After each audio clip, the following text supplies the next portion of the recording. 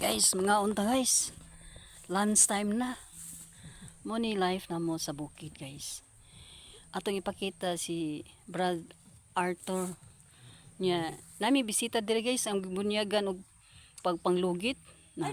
Aw nakaton gud siya panglugit guys. Oh, dili day siya apilon guys pero si join lang siya. Ito guys.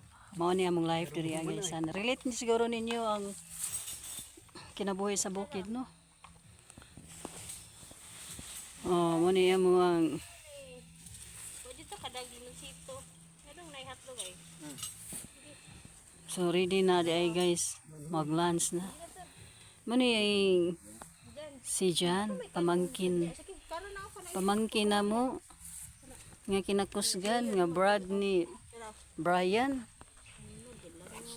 So guys, kainan na tayo guys. Sig tabi diha guys.